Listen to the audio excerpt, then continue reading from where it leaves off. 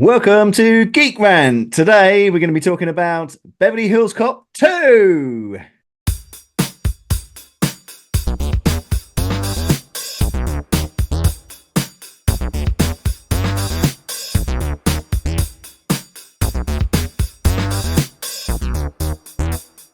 Hey everyone, welcome to the channel. It's Greg again here with Toby, and today we're going to be talking about the 80s classic Beverly Hills Cop 2. Now, the reason we've slightly gone off the geek rant slightly here, but we feel it's got a bit of a classic a classic movie side to it. Beverly Hills Cop 2. There's a certain geekiness to nostalgia, I think. Yes, yeah, definitely. And especially with the latest release of the Axel F. Beverly Hills Cop film, which has strangely been released on Netflix. Didn't come out in the cinema, which is a shame. I think seeing these sorts of action films is good in the cinema, but never mind. Yeah. It's out there. But for me, the reason I wanted to talk about this film was because it's one of my favorite. Embarrassingly, it's one of my favorite films. And I think nothing embarrassing about that. I think it's harshly reviewed as not as good as the first one. And for me, I don't agree with that at all. I think this is like a much more polished version of the first one. I know there's a lot of similar plot lines, sort of approaches. You know, someone's been shot. He goes to Beverly Hills to try and sort out what's going on. They're smuggling something, and so on. But it just seems a little bit better directed, a little bit cleaner. The action is a lot better. You know, people say there's not as much funny moments in it, but I could think of so many good moments in this film where Eddie Murphy's doing his riffing. Monique and unique. Yes. That's so funny, that bit. That bit's brilliant. It was fantastic. Brilliant, you know, and there's 7 or 8 occasions like that where he's doing his riffing and he's doing this, and I presume a lot of it is off the cuff, you know. Yeah, absolutely. I think that's one of the things that really makes this one crisper, and that is the fact that Eddie Murphy understands his character a bit more. Yes, it's a bit like comparing it to like season 1 and 2 of The Next Generation. That it was kind of rough and trying to be something else, whereas this is like season 3 onwards, Next Generation, when you've got like Eddie Murphy understanding the character.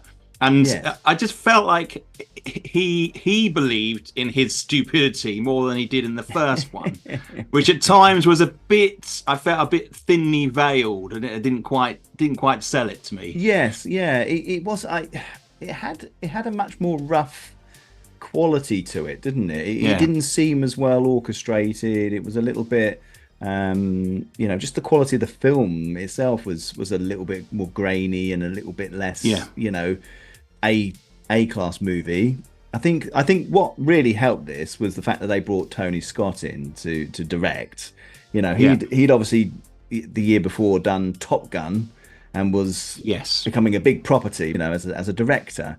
And you can certainly see that he's used a lot of the sort of his action, and I think he did a lot of commercial sort of work before, didn't he? Commercials and things of. So I think it's got the action is definitely a lot clearer and better presented. You know, there are some nice. And there's like a Top Gun coolness to it as well. At points. There's the air. You see the sunsets. That's right. And he uses the desert, and you can definitely feel he's dragging in a bit of Top Gun, as you were saying. Yeah, that's a really, really important connection to make between these two films. Yes, definitely. And you know, I suppose that's the way the industry works, isn't it? Someone does a good film, and suddenly they're pulled into something else to pep it up. And I certainly think it was that really helped the film. This was made, we didn't say at the beginning there, this was made in 1987. That's true. And also I think it was a 15, which I think is a good thing. This needs that little bit more adult side of things, where I think the third one became like a PG, and it was very orientated around kids and stuff, and it was in the theme park. The theme park attitude and some of the silliness. It got he had this gun at one point. It was like a multi-use gun thing that was just like this ridiculous looking thing, and it just made a stupidity of it, you know. I think the attraction for my thing with Axel Foley is his ability to go in somewhere and just bullshit his way in, you know, and not have any props, not have anything to sort of do it, but just use his own raw, natural, you know, likability. And he often goes into the camp mode, doesn't he? He does sometimes. He really hams it up in his camp mode, and he just becomes really loud. It's hilarious. It does. It's very amusing. But I like you were saying earlier, there was that bit where he goes into the gun club and he tries to get in with using the vitamins in the bag. Yeah. And I love that bit, the way he goes up to the guy at the beginning, he's saying, "What year is this what vintage wine?" And he's like, "Oh yes, it is." Yeah, he dips his hand in the ice and pulls a. It's good. It has no relevance whatsoever to what what's happening. Sweaty. The water, but what he asked what vintage it is. Yeah, I know. Why does he even need to ask that? It's just like completely crazy. It was brilliant, and then to then go. Don't use the phone, you know. It's a self-projecting phone, you know. Yeah, I love the way the lady. She doesn't even. It's almost as if she's unprepared for what's going to come at her. Yeah, it's like the actress herself is like, what is this person doing? Because you can see that Eddie Murphy's just completely riffing. It wasn't like they were acting, was it? They were probably just a receptionist sat there and said, you know, just reply to this guy. Yeah, I don't know whether she was laughing internally, because at times I could almost see her almost begin to laugh at that scene. Yeah, but no, and then he gets the note. That's the old classic. Monique and Unique. Yeah, that was so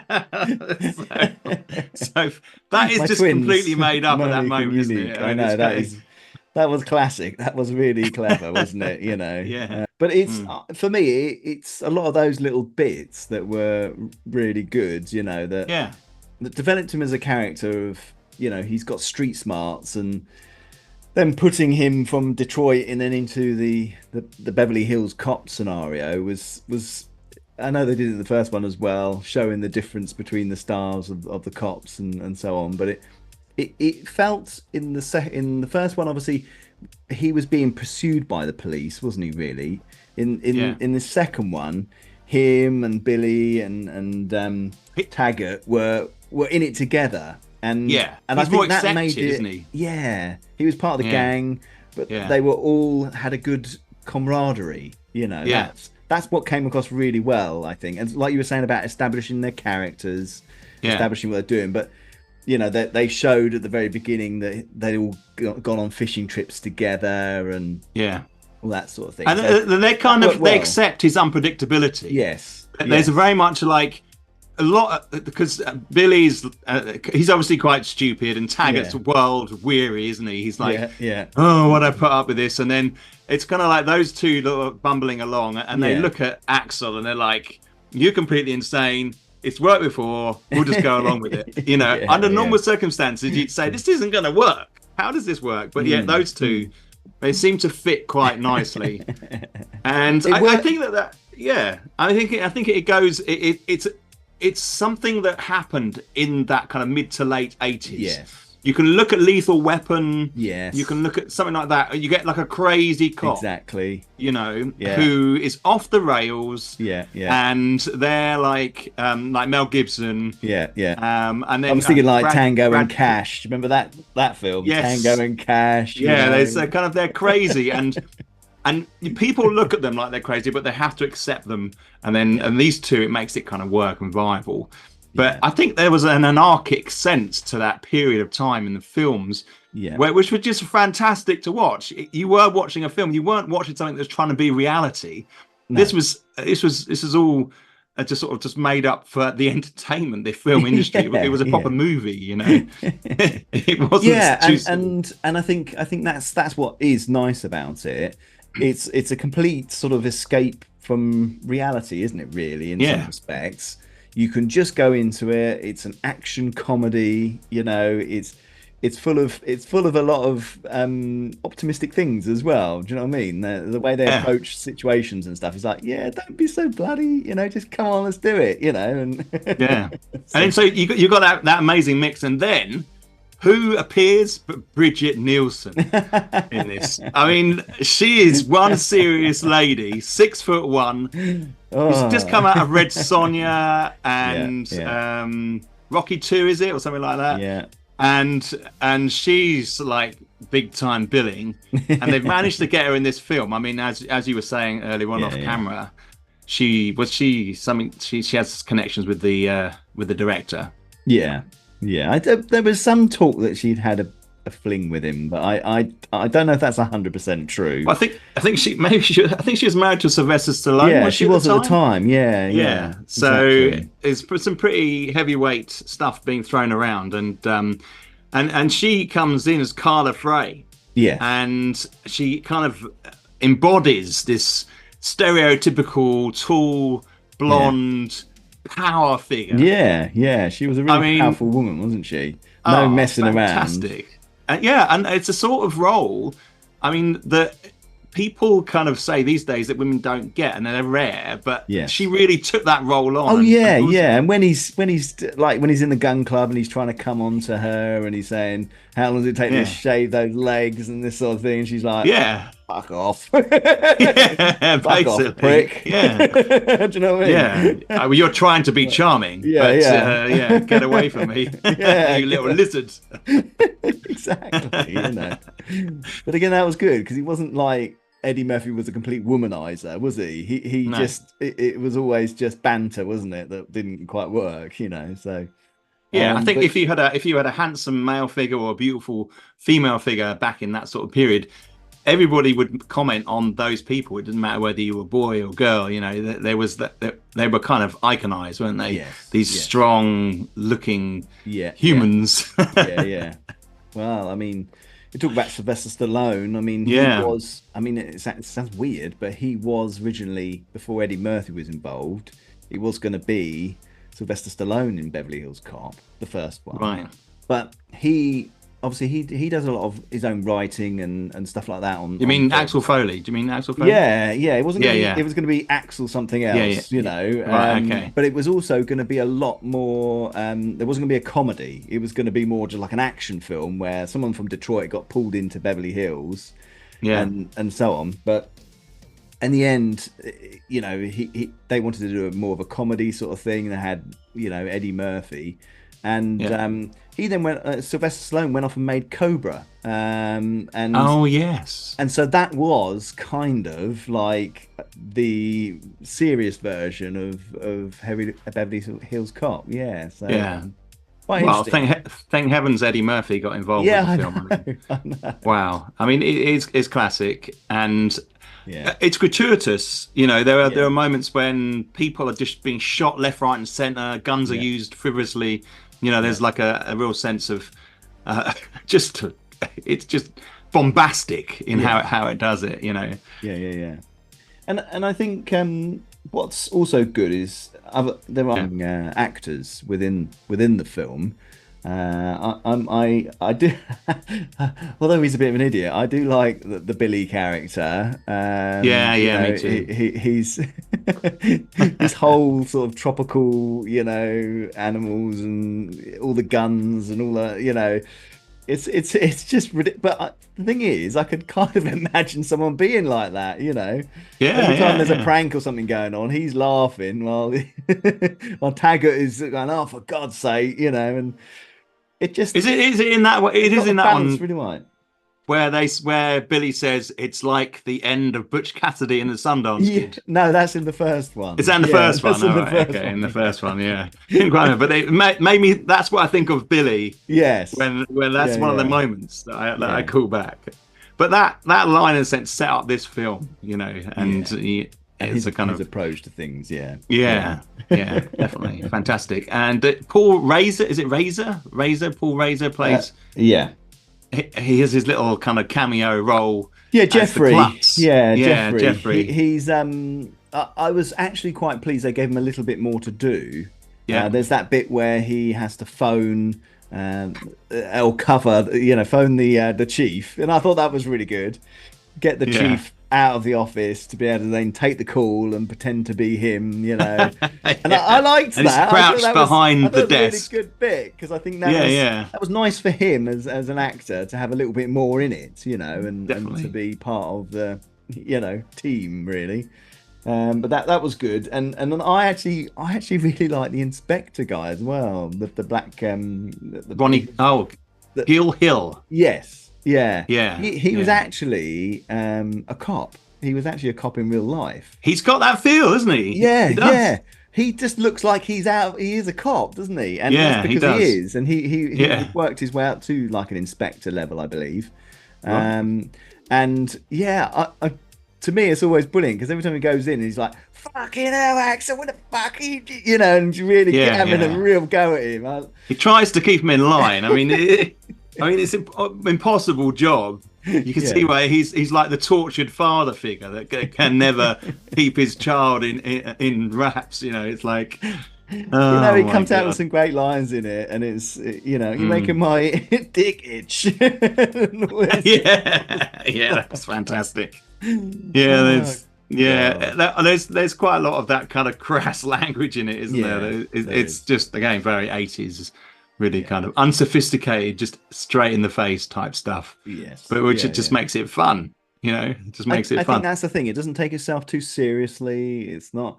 It's not about having an overcomplicated plot. I like films that are not overcomplicated. That you can just sit down and switch off and really enjoy just some good action, bit of a laugh, bit of stupidity.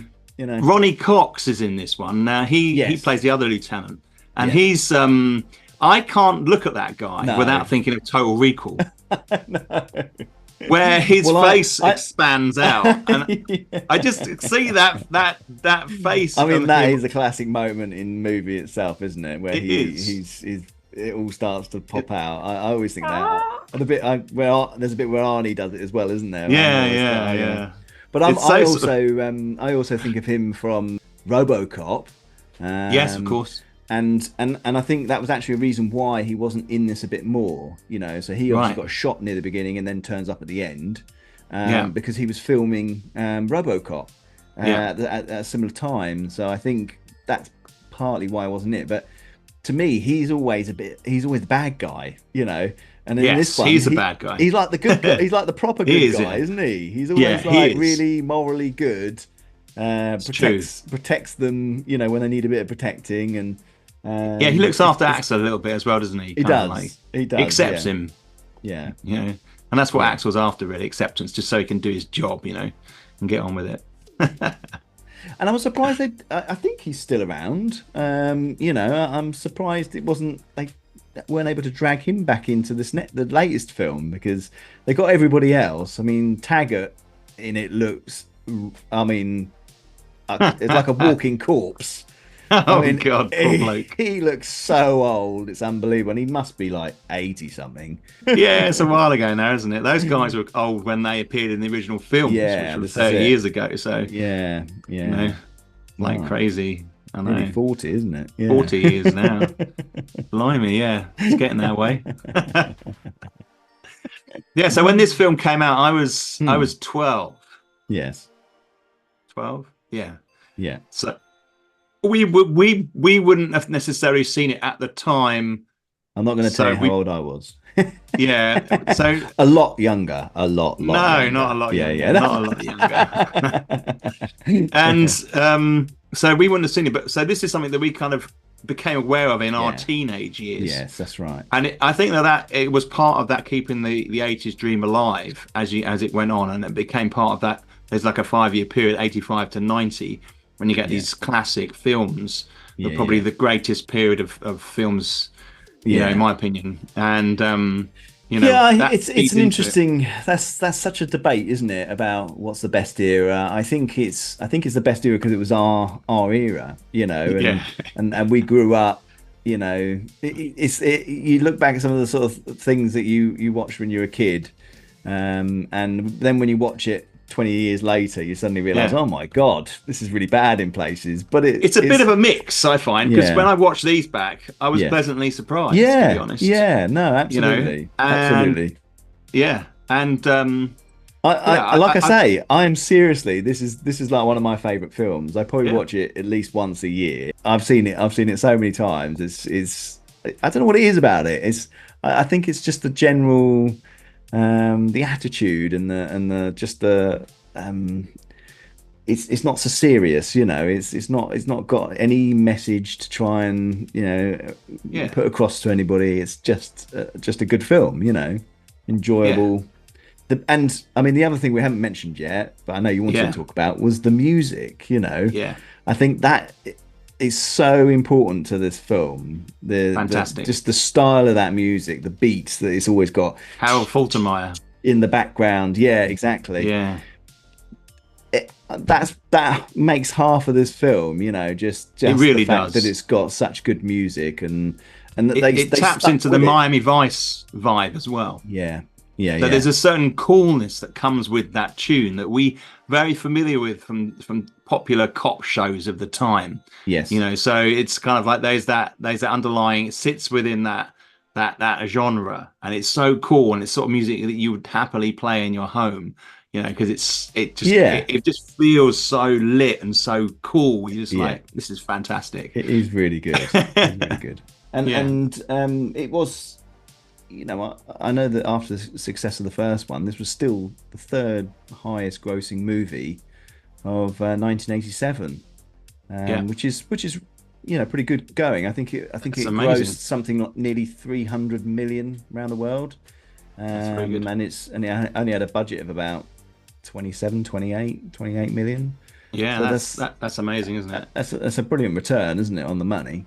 Yeah, I think that you could probably, based upon what we've said, I mean, you could think it's like there's the cool vibe, the kind of the atmosphere, that kind of Top Gun atmosphere, the music. Yeah. You've got Eddie Murphy's character is very strong.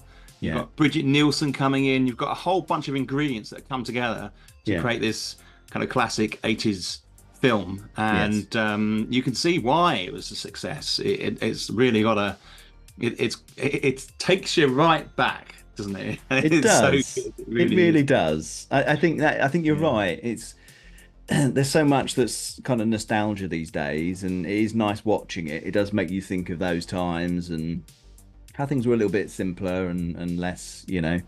But it's also spawned off a few films, isn't it? I mean, we mentioned the third film, which wasn't great, to be honest, but I think that was nearly 10 years later. It was 94, 95, something like that.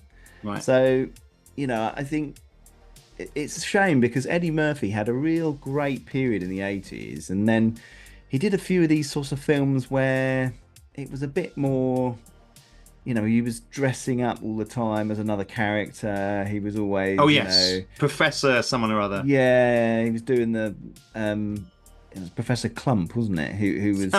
But he played like every member in the family. Did, and then that's right, yeah. And I feel like Eddie Murphy went a bit weird. You know, he had a period where he kind of, I know he was so famous and probably wealthy and influential and well paid. I know he was also a bit, you know, once his fame had struck, he was a bit more difficult to work with. You know, there was talk of him being late to, you know, the set when he was doing this the second one, because he had started to become prominent. This was the first film that he had also started doing a bit of co-writing on and trying to be a bit more of a producer and that side of things. I think was he doing quite a bit of stand-up as well, I think? He did at the beginning. He did a lot of stand-up. He was on the Saturday Night Live, and that really shot him to prominence. And before they made this film, they were actually talking about making a TV series, but he kind of said, I don't want to go back into television. I want to keep doing the movies, and but I'll do a sequel. They even talked about doing this, set it in London or Paris or somewhere like that. And that would have been a mistake. It would have been a big mistake because a large part of this is the fact that you start in the Detroit, which they show as not being the most glamorous looking place. Yeah. Going to somewhere really glamorous and with the heat and the sun and the palm trees and and the that there's a whole there. change in attitude between the policing and what's going on. Yeah. But there seems to be some pretty serious crooks still over there, though, don't they? Because oh yeah, I mean, the first was selling drugs, wasn't he? And this second guy was doing arms, So yeah. I'm not that fussed that the plots were very similar to the first one. I just no, feel me like either. I feel like it's just been a total upgrade on the first film. Yeah, I agree with you. I think there are some really good funny moments in this. People say it's not as funny, but I think it's just as funny as the first one. I think it's more funny. Yeah, I just thought that Axel's moments are more funny. I think that's what it comes down to, really. You're right. I think you're right. Billy can be funny. Refined. I thought he was more refined. And obviously, if you've seen Axel F, go back and see these films. They're really worth watching. Yeah. You see there's a lot of things within the Axel F which refer back to these films. One thing I mentioned to you earlier, Toby, was they are always so obviously in Beverly Hills Cop 2, there's a moment where they go to stop a robbery at the bank, and Axel says to Billy, "Go and get a vehicle, quick! We've got to chase them." And he comes back in a cement mixer, which they drive around. Now they take that to like the nth degree in Axel F. Every time I need a vehicle, he gets in it looks like a rubbish cart in the first bit. Then he gets in like this little, it's almost like a golf caddy type thing that this policewoman's got, for doing what do you call it, traffic warden sort of stuff, traffic duties. And so every time there seems to be something where they're getting in another vehicle that's not a suitable vehicle for a chase, and to me that's really, there's so much that's harking back to these original films, and why not? I personally think that's a good thing, because if people are still around and you can just add something to an IP like that, and kind of add a bit more of a chapter to it. Sometimes it doesn't work, which is fine, but in those cases it's often just forgotten, because you've still got the originals. It's not going to change the originals. They're still there. If you want to enjoy them as very true. Those, they are there. I'm not a purist from that respect. There's a lot of people that complain about remakes and of stuff, but just ignore it and just enjoy the old stuff. It's still there. The things aren't destroyed. Definitely. Go linear and just sit in your house, put the video on and watch it, and forget about all this new digital content. I think it's good if they just, with the remake or the newer versions, is don't try and go back and change the past. That's something I think is always a good strategy with some of these things, and sometimes they try and denigrate what was done in the past, and I don't think that's needed. It's. And I think that sometimes when people are making new stuff, they tend to forget. They don't look into necessarily the consequences of certain things they do. They don't necessarily go out of there to destroy content from the past. No.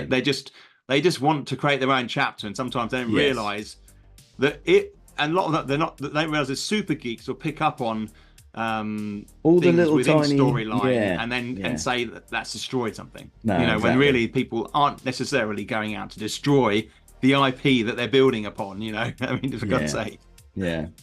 I mean, the other thing that I always, whenever because I often look at IMDb as a to see.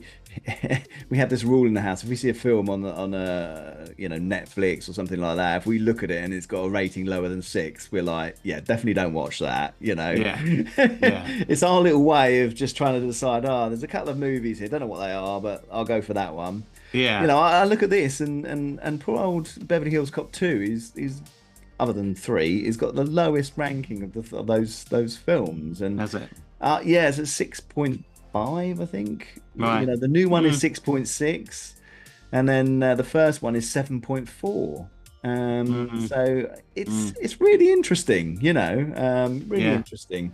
And it I don't know why it kind of bugs me. I suppose because it's one of my favourite films. I'm a bit protective of it, and I'm like, why isn't this like an 8.5? yeah, if you get the chance, obviously go back and watch this. I think a lot of them are on Netflix at the moment. So yeah, definitely have a look. Very Um, much so. yeah, we're going to be getting back on with some other sci-fi related topics in the coming weeks. Yeah, maybe RoboCop, seeing that's something that came up today. RoboCop would be a great one to review. Yeah, I think so. But there's also some current stuff as well. I think we're Yep. talking about doing a season review of Acolyte. Yep. And also the House of the Dragon is out, and I've actually saved up a few episodes there, so I'm a few episodes behind. So Okay. I think get a few of them under the belt, and maybe we can talk about that as well. Thanks very much for joining us today. I hope you liked what we're saying. If you could subscribe and like the videos, that would be much appreciated. Otherwise, we'll see you again soon.